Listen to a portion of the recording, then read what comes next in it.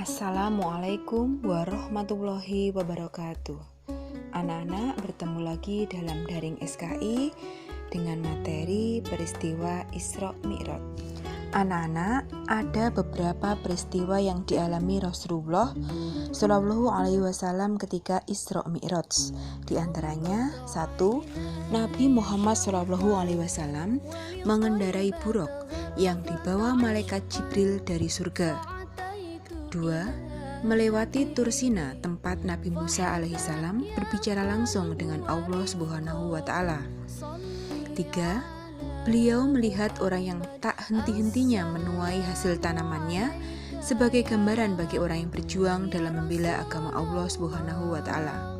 4. Nabi Muhammad SAW melihat orang yang perutnya sangat besar sekali sehingga sukar berjalan.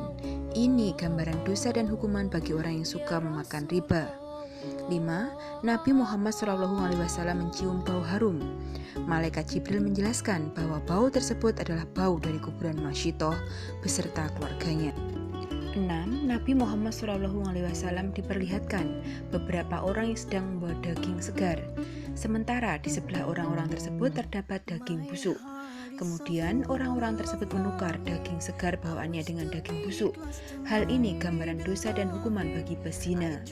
7. Nabi diperlihatkan orang yang memotong lidahnya sendiri, kemudian tersambung kembali, dipotong lagi dan tersambung lagi, begitu seterusnya. Ini gambaran dosa dan hukuman bagi orang yang suka berdusta dan menggunjing. 8. Nabi Muhammad SAW diperlihatkan wajah-wajah malaikat penjaga neraka. Wajah mereka sangat menakutkan, tidak ada yang senyum di wajahnya. 9. Beliau naik ke Sidratul Muntaha. Malaikat Jibril tidak menemani beliau. Nabi SAW harus naik seorang diri guna menerima perintah langsung dari Sang Kholik, yaitu perintah sholat wajib 5 waktu. Anak-anak, ada beberapa hikmah yang dapat kita petik dari peristiwa Isra Mi'raj. 1. Bukti kekuasaan Allah Subhanahu wa Ta'ala. Dalam surah Al-Isra ayat 1 menyatakan bahwa Isra Mi'raj bertujuan untuk memperlihatkan sebagian tanda atau bukti kekuasaan Allah Subhanahu wa Ta'ala. 2. Membersihkan jiwa dan raga untuk menghadap Allah Subhanahu wa Ta'ala.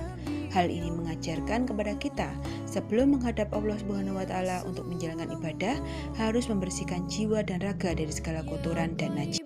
3. Sholat adalah tiang agama. Hal ini menunjukkan betapa tingginya posisi ibadah sholat. Jadi wajar jika kemudian sholat merupakan tiang agama. Akan runtuh keislaman seseorang jika meninggalkan atau tidak mendirikan sholat. Begitu pentingnya ibadah sholat sehingga ia menjadi ibadah paling utama dalam Islam. 5. Dakwah perlu pendukung, tidak bisa sendiri. Anak-anak, perintah sholat 5 waktu mulai diberlakukan setelah Rasulullah Shallallahu Alaihi Wasallam menjalani perjalanan Isra Mi'raj. Salah satu keistimewaan sholat 5 waktu adalah perintah ibadah ini langsung dari Allah Subhanahu wa Ta'ala tanpa perantara malaikat Jibril. Pada awalnya, perintah sholat 5 waktu dikerjakan sehari semalam sebanyak 50 kali, sebagaimana diwajibkan kepada kaum sebelumnya. Namun, Allah Subhanahu wa Ta'ala memberikan keringanan kepada Nabi Muhammad SAW dan umatnya, sehingga perintah sholat wajib dikerjakan 5 waktu dalam sehari semalam. Anak-anak, demikian materi kita hari ini, semoga bisa bermanfaat.